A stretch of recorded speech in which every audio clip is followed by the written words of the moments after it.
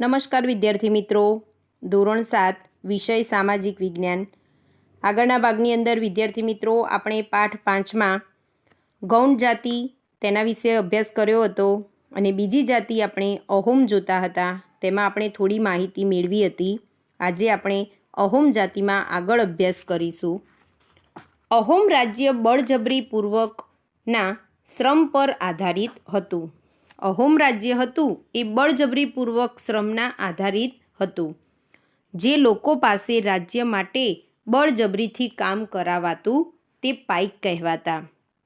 લોકો પાસે રાજ્ય માટે બળજબરીથી કામ કરાવે, બળજબરીથી એટલે કે પરાણેથી, એમની પાસેથી બળજબરીથી કામ કરાવાતું તેને તેઓ શું કહેતા તો કે પાઈક કહેવાતા. દરેક ગામમાંથી નિશ્ચિત કરવામાં આવેલ સંખ્યામાં પાઈક મોકલવાના હતા. દરેક ગામમાંથી તેઓ નક્કી કરતા હતા કે આટલી સંખ્યા ત્યાં મોકલવામાં આવતી. એને શું કહેવાતું હતું? પાઈક. વસ્તી ગણતરીને આધારે વધુ વસ્તી ધરાવતા વિસ્તારોમાંથી ઓછી વસ્તીવાળા વિસ્તારોમાં લોકોને ખસેડવાથી અહોમ કુળ તૂટી ગયા. વસ્તી ગણતરીને આધારે જ્યાં વધુ વસ્તી હોય અને વધુ વસ્તી ધરાવતા વિસ્તારોમાંથી ત્યાં એ લોકો કેવી જગ્યાએ મોકલતા તો કે ઓછી વસ્તીવાળા વિસ્તારોની અંદર લોકોને ખસેડવામાં આવતા. તેથી અહોમ કુળ તૂટી ગયા. 17મી સદીના પ્રથમ દશકમાં વહીવટી વ્યવસ્થા કેન્દ્રીકૃત બની. 17મી સદીના પ્રથમ દશકમાં પ્રથમ ભાગની અંદર પ્રથમ દશકામાં વહીવટી વ્યવસ્થા તેમની કેન્દ્રીકૃત બની. વર્તમાન કાયદાઓ અને જોગવાઈઓ અનુસાર કોઈ વ્યક્તિ પાસે બળજબરીપૂર્વક કામ કરાવવું એ ગુનો ગણાય છે. અત્યારે જોઈએ આપણે તો કે વર્તમાન કાયદાઓ અનુસાર અને જોગવાઈઓ અનુસાર આપણે જોઈએ તો કોઈ વ્યક્તિ પાસે બળજબરીપૂર્વક કામ કરાવવું એ ગુનો ગણાય છે, જે આપણે જાણીએ છીએ. આ જનજાતિના તમામ પુરુષો યુદ્ધના સમયે સેનામાં જોડાતા. આ જનજાતિના જે ઓહમ જનજાતિના લોકો હતા એ યુદ્ધના સમયે એના જે પુરુષો હતા એ યુદ્ધના સમયે સેનાની અંદર જોડાતા અને અન્ય સમયમાં સિંચાઈ વ્યવસ્થા જેવી સાર્વજનિક કાર્યો કરતા. અહોમ લોકોએ ચોખાની ખેતીને નવીન પદ્ધતિઓ અમલમાં મૂકી. અહોમ લોકોએ ચોખાની જે ખેતીની જે નવીન પદ્ધતિ હતી એ તેમને અમલમાં મૂકી. અહોમ સમાજ કુળમાં વહેંચાયેલો હતો. તેમના કુળને ખેલ કહેવામાં આવતું. અહોમ સમાજ એ કુળની અંદર વહેંચાયેલો હતો. તેથી તેમને બીજા કયા નામથી ઓળખાતું હતું તો કે ખેલ પણ કહેવામાં આવતું. ઘણા ગામો પર ખેલનું નિયંત્રણ રહેતું. ખેડૂતને ગામના સમાજ દ્વારા આપવામાં આવેલ જમીન ગામ સમાજની સંમતિ વગર રાજા પણ પાછી લઈ શકતો ન હતો. ખેડૂતને ગામના સમાજ દ્વારા આપવામાં આવેલ જમીન, સમાજ દ્વારા જે જમીન આપવામાં આવેલ હોય છે એ ગામ સમાજની જે સંમતિ હોય એ સંમતિ વગર રાજા પણ પાછી લઈ શકતો ન હતો. શરૂઆતમાં અહોમ લોકો જનજાતીય દેવતાઓ એટલે કે પ્રકૃતિના દેવતાઓની ઉપાસના કરતા હતા. રાજા દ્વારા મંદિરો અને બ્રાહ્મણોને જમીનનું દાન આપવામાં આવતું. રાજા દ્વારા મંદિરો અને બ્રાહ્મણોને જમીનનું દાન આપવામાં આવતું. શિબસિંહ ઈસવીસન 1714 ઈસવીસન 1744ના સમયમાં હિન્દુ ધર્મ ત્યાંનો મુખ્ય ધર્મ બની ગયો હતો. શિબસિંહ ઈસવીસન 1714 ઈસવીસન 1744ના સમય સુધી હિન્દુ ધર્મ ત્યાંનો મુખ્ય ધર્મ બની ગયો હતો. હિન્દુ ધર્મ અપનાવ્યા છતાં અહોમ રાજાઓએ પોતાની પરંપરાગત માન્યતાઓ સંપૂર્ણપણે છોડી નહીં. હિન્દુ ધર્મ અપનાવ્યા છતાં પણ તેમની જે ત્યાંના જે અહોમ રાજાઓ હતા અને તેમની જે પરંપરાગત માન્યતાઓ હતી એ માન્યતાઓ તેમને સંપૂર્ણપણે તેમને છોડી નહીં. અહોમ સમાજ એક અત્યંત સુસંસ્કૃત સમાજ હતો. કેવો હતો તો કે સુસંસ્કૃત, તેમની જે સંસ્કૃતિને સાચવવાવાળો. કવિઓ અને વિદ્વાનોને જમીન દાનમાં આપવામાં આવતી. નાટ્ય પ્રવૃત્તિને પ્રોત્સાહન આપવામાં આવતું. સંસ્કૃતની અગત્યની સાહિત્યિક કૃતિઓનો સ્થાનિક ભાષામાં અનુવાદ કરાવવામાં આવ્યો હતો.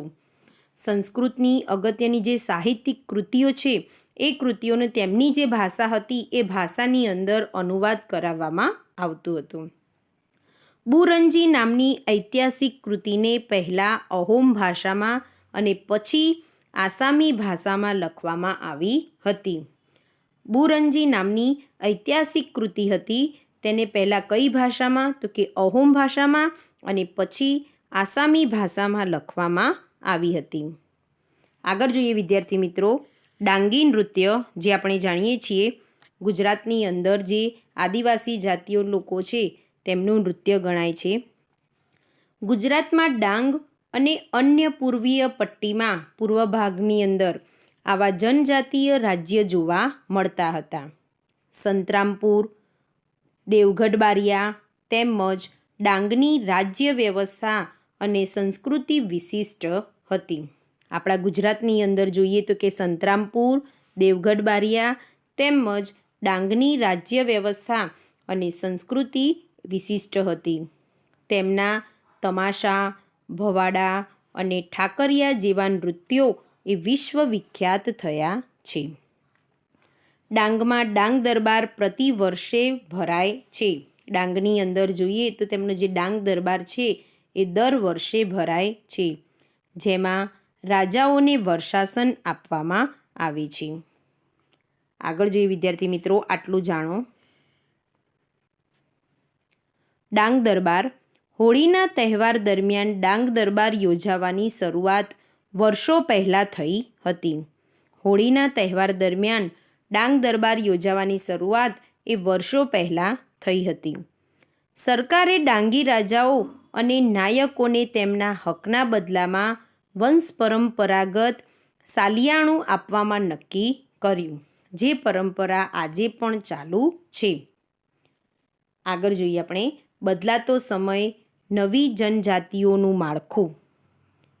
16મી અને 17મી સદી સુધીના જનજાતિના ઇતિહાસને આપણે સમજવાનો પ્રયત્ન કર્યો. આગળ આપણે માહિતી મેળવી 16મી સદીના અને 17મી સદીના જનજાતિઓનો આપણે ઇતિહાસ જોયો. કાળાંતરમાં અનેક જનજાતિઓમાં વ્યાપક પરિવર્તનો પણ આવ્યા. વર્ણ આધારિત સમાજ અને આદિવાસી સમાજના લોકોના એકબીજા સાથેના